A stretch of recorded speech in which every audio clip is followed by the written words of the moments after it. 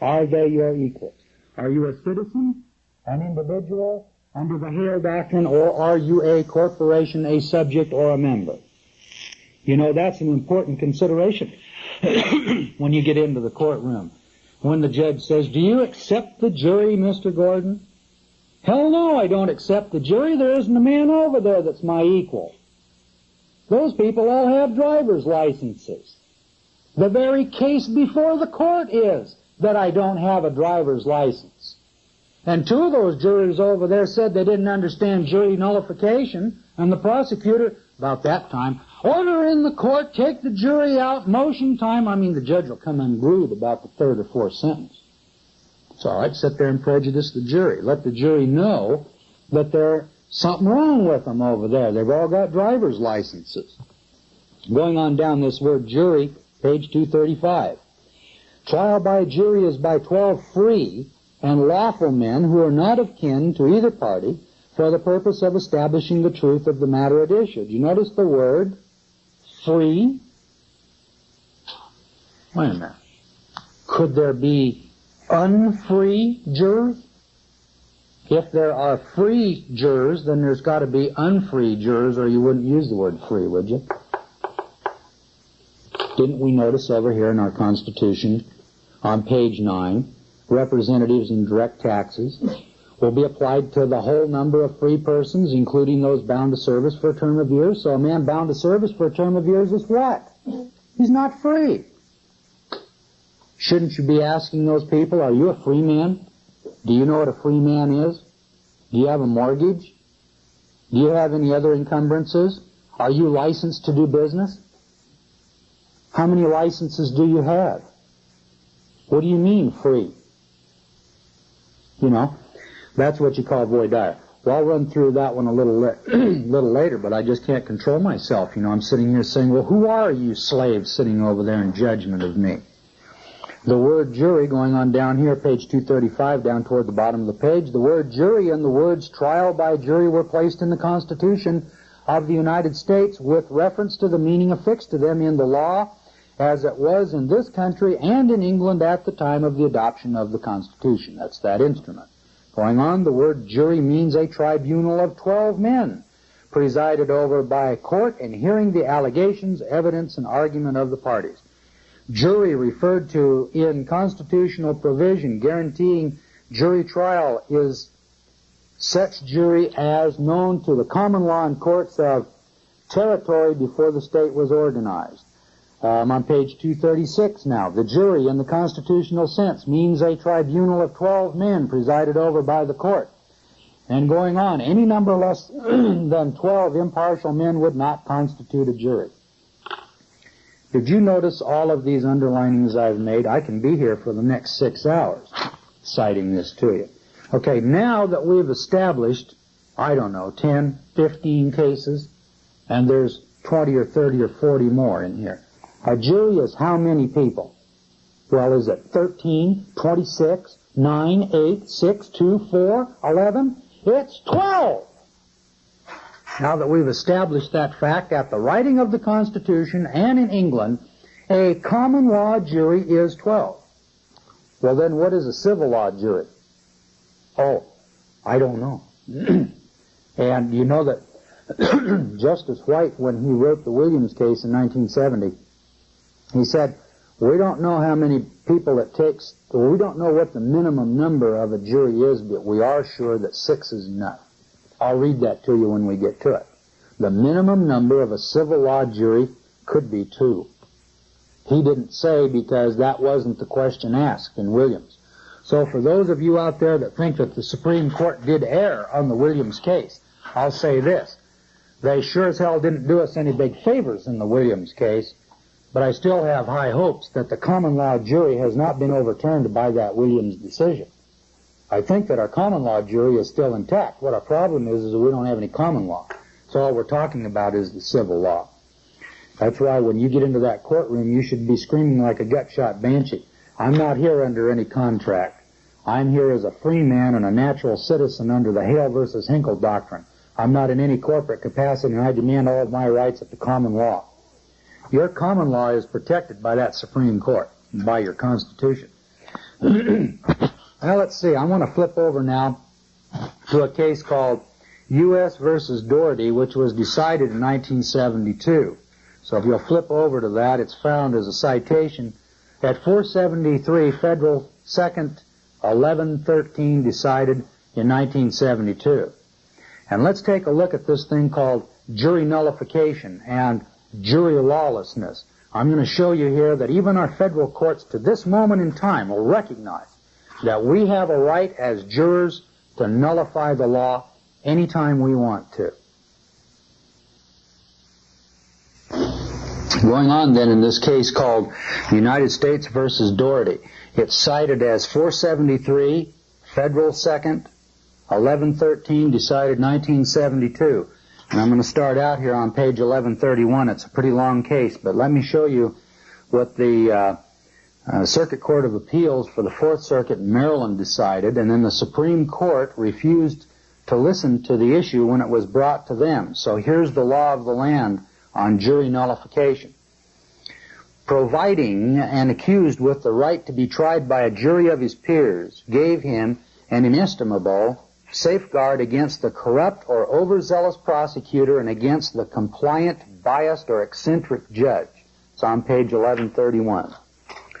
Turning over to 1132, human frailty being what it is, a prosecutor disposed by unworthy motives could likely establish some basis in fact for bringing charges against anyone he wants to book. But the jury system operates in fact so that the jury will not convict when they emphasize with the defendant. So here's your Circuit Court of Appeals now, which is the highest court decision on this matter that we have, and the most recent one, which is 1972. You see what that jury is for? And you see what the federal courts say that jury is for? As when the offense is one that they see themselves as likely to commit. In other words, the jury says, well, gee, I could get nailed for driving 80 miles an hour. Or considered generally acceptable or condonable under the mores of the community. You see, a jury in Utah and a jury in Florida may not accept the same kind of moral standards of the other community. Where that leaves you with this problem that you have in Texas. Boy, they're just death on drugs, in Utah, Idaho, and Texas. But out in California and New York, they're pretty lenient on the drug issue. And so when in Rome, you do as the Romans do, because when you're in somebody else's foreign country, you had better be prepared to go by the laws and obey the laws that they have in those states or in those foreign countries. The existence of an unreviewable and unreversible power in the jury to acquit, in disregard of the instructions on the law given by the trial judge, has for many years coexisted with legal practice and precedent upholding instructions to the jury that they are required to follow the instructions of the court on all matters of law. There were different soundings in colonial days and the early days of our republic. We are aware, here's your court saying, we are aware of the number and variety of expressions at that time from respected sources such as John Adams, Alexander Hamilton, prominent judges, etc., that jurors found a duty or had a duty to find a verdict according to their own conscience, though in opposition to the direction of the court, that their power signified a right, that they were judges both of law and of fact in a criminal case and not bound by the opinion of the court. Now that's 1972, folks, and that's called jury nullification. I'm going to continue reading a few more of these key citations out of this case because this case is crucial to you when you go in on that courtroom floor and you're faced with judges that will actually impose an oath upon the jury to follow the instructions of law by the court. And I'm going to show you that you're going to have to overcome that, and I'll show you how to overcome that. And I'm going to show you here Roscoe Pound's statement here in a few minutes, or 1910, what they had to say about jury lawlessness.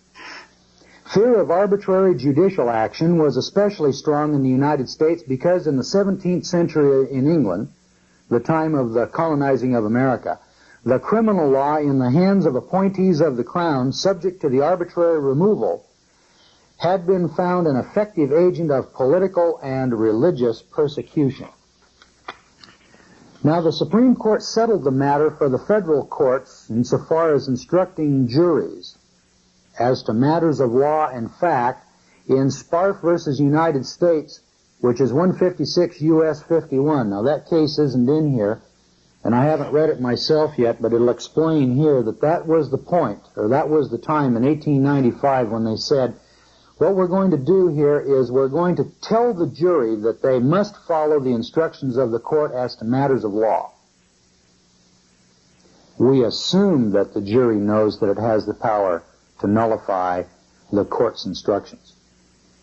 Okay, so what they're doing is they're saying, we're not going to tell the jury that they have the power of jury nullification.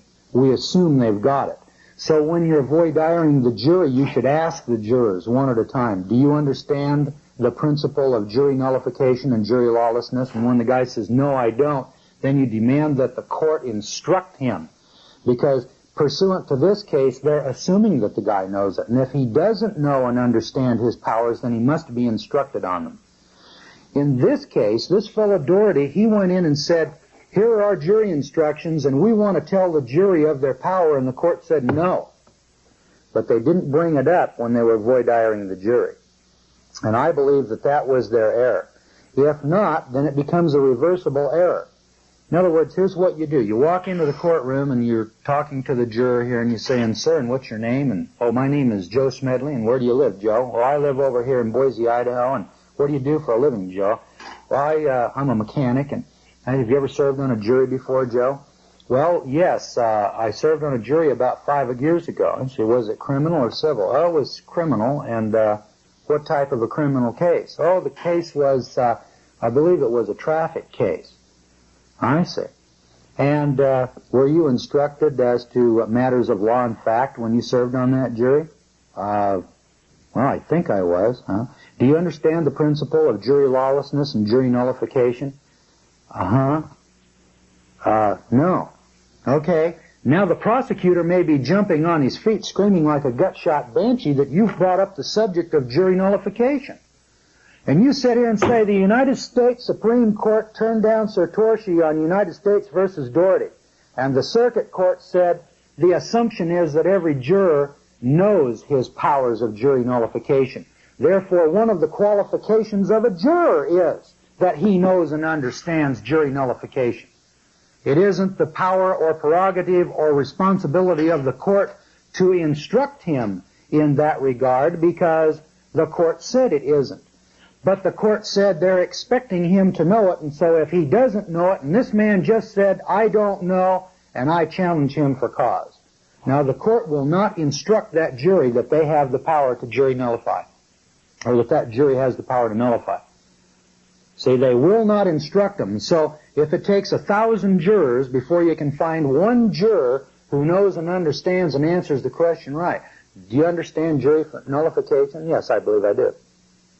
That's all you need. Any juror that understands jury nullification or the term jury lawlessness is a fit and qualified juror insofar that he knows he has the power to try the law as well as the fact, pursuant to Georgia versus Brailsford and a number of other cases. Now that's the way to handle that one. Let's continue reading here. The breadth of the continuing prerogative of the jury, however, perseveres as appears from the rulings permitting inconsistent verdicts. These reflect, in the words of Justice Holmes, the acknowledgement that the jury has the power to bring in a verdict in the teeth of both law and facts. How do you like that for a statement? In Maryland, the juries must be told the judge's instructions on the law are only advisory. In Maryland. So you people out there in Maryland, if the judge doesn't instruct the jury as to that, tell them.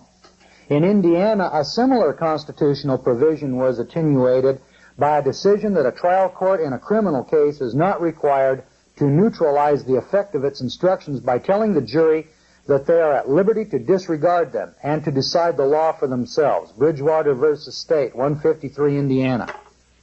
So you people out there in Indiana and Maryland, you insist that the judge tell the jury of their power to nullify. In the other 48 states, The judge does not have to tell them that they have the power, but as we're going to see here as we read along in Doherty, it must be assumed that they know that. And you're not going to know whether that jury is qualified, whether it's knowledgeable in jury nullification until you ask the question. So one of the questions you need to ask is, do you understand jury nullification? Over here on page 1135 of Doherty, the way the jury operates may be radically altered if there is alteration in the way it is told to operate. The jury knows well enough that its prerogative is not limited to the choices articulated in the formal instructions of the court. You got that? Here's your court saying, the jury knows well enough. Well, they may or may not know well enough, unless you ask the right question when you're seating the jury. The jury gets its understanding as to the arrangements in the legal system from more than one voice. There is the formal communication from the judge. There's the informal communication from the total culture, literature, novel, drama, film, television, current comment, newspapers, magazines, and television, conversation, and, of course, history and tradition. The totality of input generally convey adequately enough the idea of prerogative, of freedom, in an occasional case, to depart from what the judge says. I disagree with that. I don't believe for a moment that the average Joe Six-Pack out here watching TV in the boob tube on Saturday night has this kind of knowledge of jury nullification. Now, he may or he may not, but he didn't get that from Kojak. He's going to get that from you in the courtroom if he's going to get it anywhere. But see what's happening here? The court says, well, we assume that this guy knows that based upon his culture. Even indicators that would on their face seem too weak to notice, like the fact that the judge tells the jury it must acquit in cases of reasonable doubt, but never tells the jury in so many words that it must convict, are a meaningful part of the jury's total input. Law is a system, and it is also a language with secondary meanings that may be unrecorded yet are part of its life. You can bet your bottom dollar on that one. It's a language even by itself. And Joe Six-Pack out there doesn't know or understand that language, and that's why you're watching these tapes, and that's why we're reading these cases, to find out what the language is. And that's why you've got a right, and you'd better make sure that that jury at least has the word jury nullification mentioned to it at some point in time. Going on, we recognize a constraint as obligatory upon us when we require not merely reason to defend our rule departures, but damn good reason, and those are his words. When we make a departure, we better have a damn good reason for doing it.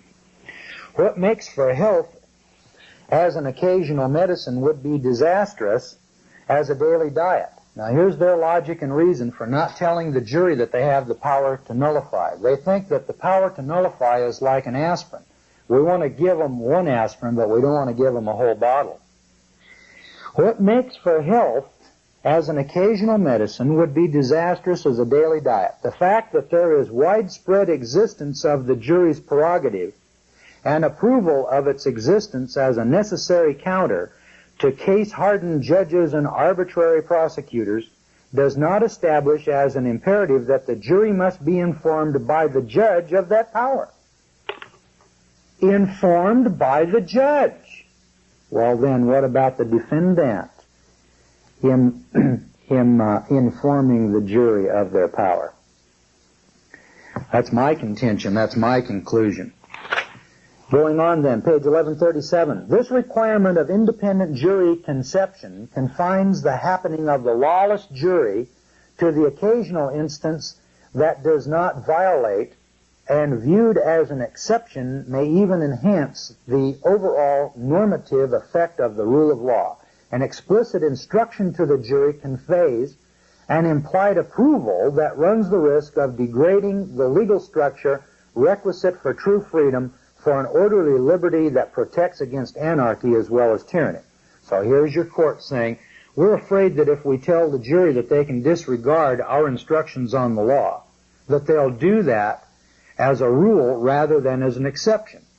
Well, maybe that's the case. I don't know. I don't believe that's true, but it could occur. Let me go on here with the opinion of the court on page 1141. Moreover, if it were true that nullification which arises out of ignorance is in some cases case is more worthy than nullification which arises out of knowledge, the court would have to go much further. For under the court's assumption, the harm does not arise because a jury is told of its power to disregard the law, but because it knows of its power. Logically construed, the court's opinion would seem to require the disqualification at voir dire of any prospective juror who admitted to knowledge of the doctrine. Watch this. That's not the court's opinion, that's the dissenting opinion. Now there was a judge, see if I've got his name here. It's called Judge Bazelon, B-A-Z-E-L-O-N, the chief judge, concurring in part and dissenting in part, on page 1138, 39, 40, and that's his statement over here on page 1141. In other words, he's saying, if the jury then were informed by the defendant that it had the power to nullify, then the judge would have to disqualify the juror. And I agree. And I think that you should agree also. Think about it for a moment. You're sitting here and you're trying to pick a jury. And these 12 jurors are all Joe Six-Packs over here. Now the court has decided that they're not going to inform Joe Six-Pack that there is a power that he has. And that is to decide the law. And so we're going to ask questions of the jurors, 50 questions, let's say, but we never tell him that, and we assume that he knows that. Now the judge says, if you find by the facts that George Gordon did these acts, you must, as a matter of law, find him guilty. Joe Six-Pack, then, is a government juror instructed by the government to find me guilty based upon facts, and he has no knowledge that his power to decide the law in this case is his and his alone. And so this Judge Bazelon, who is in effect taking our position on this jury issue, or rather I'm taking his position, I would agree that the jury should be clearly informed by the judge. But he's saying here in effect then that, well, if the jury then, or that for under the court's assumption the harm does not arise because a juror is told of its power to disregard the law, but because it knows of its power. See, if the guy knew he had the power, then he would have to be disqualified by the court, wouldn't he? Based upon the court's rationale. The court is saying if he knew about the power, it would be too much medicine, and that would be disastrous. So I think that the majority erred in the Doherty case when they made the decision. But nevertheless, whether they made an error or not, we now have the door open for you, the defendant, to ask the question, do you know and understand jury nullification and jury lawlessness? And if the guy says no, I want him off of there for cause. Because the court's position is, if he says, yes, I know and understand jury nullification, then the court should disqualify him for cause. In which case, we would never be able to form a jury. Because from the government's point of view, if he knows he has the power to disregard the judge's instructions, then he's an unfit juror and he's prejudiced and biased and he has to be kicked off. And to make it fair for me then, if he doesn't know about jury nullification, then I'm going to kick him off and there are no fit jurors. Now I know that's a lot of verbiage, and I don't know if you can follow along with the logic that goes along with what I've just told you. But let me just tell you this. You can think as well as anybody else. This Doherty case is an absolute must for you to read. You read it, and when you get to the end of it, I'm sure you'll come up with the conclusion that there are no fit jurors in the United States, either for the government or for the defendant, whether the juror knows about his power to decide the law or doesn't know about his power to decide the law. And this dissenting opinion by Bazelon is one of the craftiest and the most eloquent pieces of dissenting opinions I think I've ever read. I'm going to read you a couple more lines here. He says, if the jury should know of its power to disregard the law, then the power should be explicitly described by instruction of the court or argument of counsel. I couldn't agree more. More than 25 years ago, this court recognized, now remember, this court. Now this is not the Supreme Court of the United States. This is the Fourth Circuit Court, I believe, in Maryland. Okay, so when the words "this court" comes out, remember, we haven't gone clear to the Supreme Court yet. More than 25 years ago, this court recognized that our collective conscience does not allow punishment where it cannot impose blame. And the Supreme Court, in a well-known opinion by Justice Jackson has pointed out that courts of various jurisdictions and for the purposes of different offenses have devised working formula, if not scientific ones, for the instruction of juries around such terms as felonious intent, criminal intent, malice aforethought, guilty knowledge, fraudulent intent, willfulness, scienter, to denote guilty knowledge or mens rea, to signify an evil purpose or mental culpability. By use or combination of these various tokens, they have sought to protect those who were not blameworthy in mind from conviction of infamous common law crimes. So here is a whole list of reasons why a court would dismiss because you didn't have blameworthy or guilty knowledge of what you did. And so you couldn't be convicted of murder one if the gun went off accidentally. It might be manslaughter, it might be something else, but it's not premeditated murder. And the courts recognize this full well. So going on then, he says, the very essence of the jury's function is its role as spokesmen for the community. And it's for the community conscience in determining whether or not blame can be imposed. I do not see any reason to assume that jurors will make rampantly abusive use of their power. Trust in the jury is, after all, one of the cornerstones of our entire criminal jurisprudence. And if that trust is without foundation, we must re-examine a great deal more than just the nullification doctrine. And there's your dissenting opinion from this judge, what was his name again, Bazelton, or... Not that it makes all that much difference, but he's Bazelon, B-A-Z-E-L-O-N, Chief Judge of this circuit court. I'll tell you, this guy really knows and understands our jury process and our common law rights. Now he goes on to say, this is a distinction which could or should be explored in argument before the jury.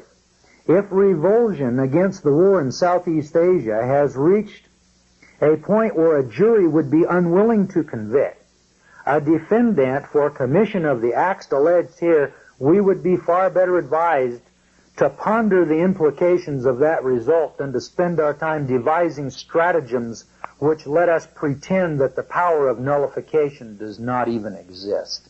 Well, I'll tell you, that guy just laid it right out in spades for the court and for all of us to see in plain language. Dissent, he says, is a healthy manifestation of the freedoms we as a nation profess and cherish, and a criminal trial might serve as the seed around which a point of view may crystallize. But a courtroom is not an arena in which dissension, particularly of a disruptive nature, may supplant or even take precedent over the task of administering justice. Now his comment here was well taken because, you see, these fellows were really protesting the Vietnam War. And so they broke in, I think it was, to a Dow Chemical Company office and took the records out and burned them up because they were making Agent Orange. Now, I wanted to point that little point out, in the case over here. Well, we had some good comments here about juries and jury nullification. It certainly, in my opinion, does not justify common housebreaking and burglary. I think they were really guilty of the burglary, and the court found them guilty of the burglary. And I think if they would have protested in a more logical way, they probably would have gotten their point across to the court a little better. Let's take a look now at Roscoe Pound.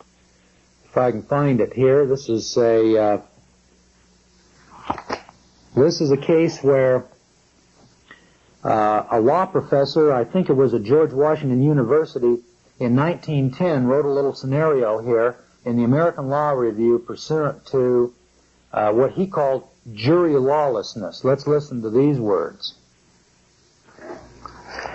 I'm on page 17. Not only does the law in the books seek to surround accused persons with safeguards which the practical exigencies of prosecution will not put up with. But at other times, it demands conviction of persons whom local or even general opinion does not desire to punish. Jury lawlessness is the great corrective of law in its actual administration. The will of the state at large imposed on a reluctant community, the will of a majority imposed on a vigorous and determined minority, find the same obstacle in the local jury that formerly confronted kings and ministers.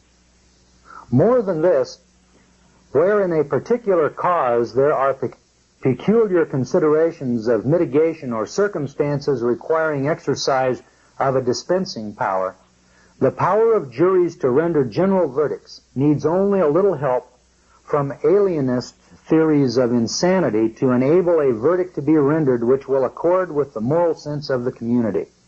Here again, as in the case of the third degree, the law is often too mechanical at a point requiring great nicety of adjustment. And the tendency to extend the scope of jury lawlessness, manifest in almost all jurisdictions, indicates that there are many points where a readjustment or a better adjustment must be had. For instance, legislation making questions of negligence in all cases matters wholly for the jury is becoming common. Many states make juries judges of the law in criminal cases, and a larger number commit to juries the power of sentencing, and in many classes of prosecutions or even in all cases. And that's the way it ought to be. But now we've turned away from that practice, and now we're letting our government decide what or who should be prosecuted and where, to what extent, and what the sentence should be by statutes and codes instead of by the juries of our communities. Let me tell you, that jury up there, or that case in Massachusetts where those 6 men raped a woman, that case, these 6 fellows, you might have seen this on national television not long ago, were given, 30 days suspended and a $200 fine. You know, in Mississippi, if a black man rapes a white woman, they routinely give him the death penalty. And up in Massachusetts, these 6 guys pled guilty to rape and were given practically no sentence at all. You know, had that case been compelled to a grand jury and then to a petite jury, they might be hanging more rapists in Massachusetts. Not maybe as many as they're doing in Mississippi, but at least hanging some of them. That's a common law crime that demands the death penalty, and it's been that way forever, so far as I can tell. And yet, here you have trial by government, punishment by government, instead of trial by the people and punishment by the people. You know, the common law is a brutal law, but it enforces fairness and equality, because the people in a given community will reflect the values of that community. And if the values of the community are too strict or too severe, the defendant can always then appeal to the courts to see whether or not there are some mitigating circumstances or issues of law that ought to be considered. And that should be done on appeal. At least that's my considered opinion. If we're going to have common law juries and a return to our common law, we're going to have to be prepared for the brutality of the common law, because the common law demands an eye for an eye and a tooth for a tooth. Going on here at the bottom of the page, what is the purpose and what the occasion of the extensions of the powers of juries to which I have referred? Practically, the purpose is, in largest part, to keep the letter of the law the same in the books, while allowing the jury free rein to apply different rules or extra legal considerations in the actual decision of cases to create new breaches and widen existing breaches between the law in the books and the law in action. It is worthy of consideration whether the exaggerated tendency of American procedure in the past 50 years to try the record rather than the cause is not in part a result of extravagant powers of juries. In England, where an unfettered parliament makes the written law sensitive to public opinion, there is very little jury lawlessness. The judges charge effectively on the law and vigorously on the facts. They hold the jury to the law. It is not entirely a coincidence that English courts waste but little time on procedure. Well, I contend that the English can take it and go you-know-where with it. That our juries were designed and put together by our founding fathers to protect we the citizens and we the people. And that's what I want to see us return to, and that's what I'm encouraging in this thing called jury nullification.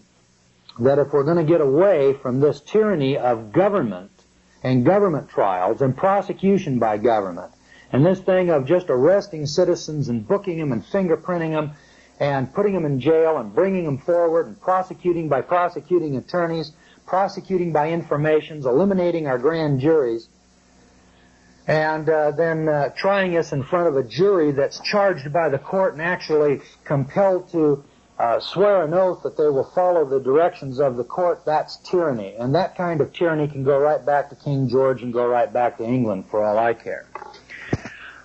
Well, I think now at this point in time, when you get this book, you're going to have a dozen or so cases in here on the subject matter of juries. And I'm going to drop that right at the moment because I want to spend the rest of this lesson on the next phase of juries, which is what has happened in the Williams case that did away with our 12-man common law jury that we saw here in the beginning of this tape was so settled in English common law and so settled in our early republic and in our colonial times, and even as late as 1899 and probably 1930, which appears to have been just turned over. Now we have a flip-flop. That a six-man or six-person sitting on a jury is now called a jury all of a sudden in the Williams case. And jury lawlessness has been done away with. And jury nullification, is something that we compel jurors to ignore or that we're not going to instruct them in any longer.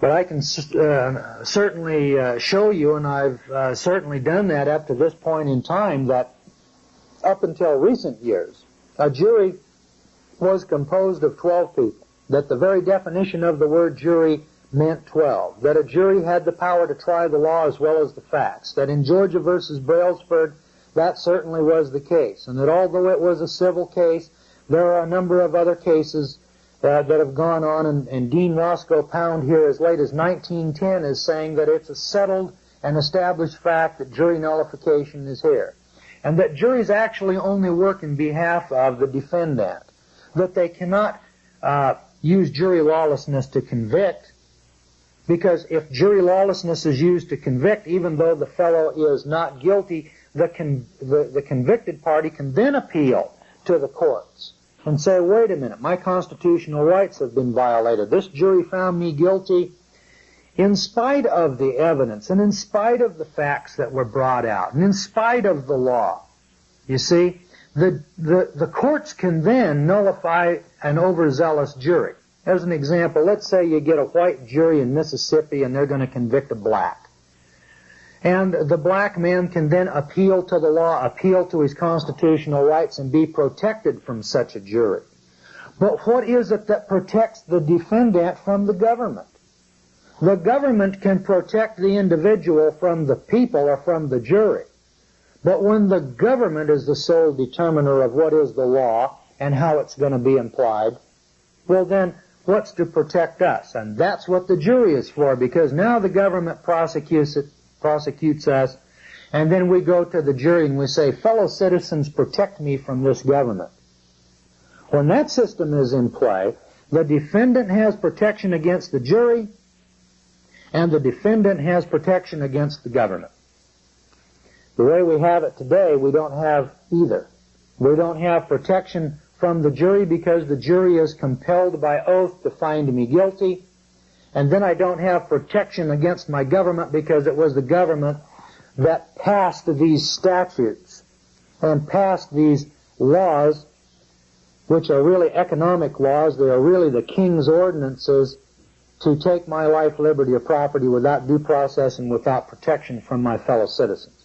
And so, where we used to have the best of both worlds, we now have the worst of both. We don't have jury nullification and we don't have protection by our government.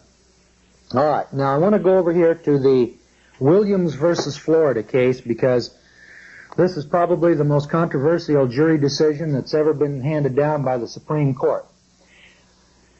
I think that probably in getting started here in the Williams case, I should give you a little background and give you a little story here, tell you what I did. I first heard of the Williams case from a patriot over in Denver, Colorado, or close to Denver. His name is Don Turner, and I don't think Mr. Turner would mind me using his name, because I got started with Mr. Turner. It was the very first cases that I ever argued were argued with his briefs and motions. In fact, it was kind of humorous because when I first started, I was so ignorant I didn't know how to even file a brief or a motion. I had no idea what they were. I just decided that I would go into the courts and start arguing briefs and motions because it appeared that that was the thing to do, and I didn't even change in the district court of the 3rd Judicial District in 4 Laramie County, state of Colorado. And of course, when I filed those over here in an Idaho court, the judge over here got a real chuckle out of that. I'm sure that he could tell that I was a real novice when it came to arguing or going into the courtroom, and he brought that to my attention. But you know, it's by your mistakes that you learn, and I learned through the School of Hard Knocks, and what we're trying to do here is to show you that you don't have to spend 5 years learning what I learned. I think we can teach you how to do what I've been able to do in 5 years and do it in about 6 months.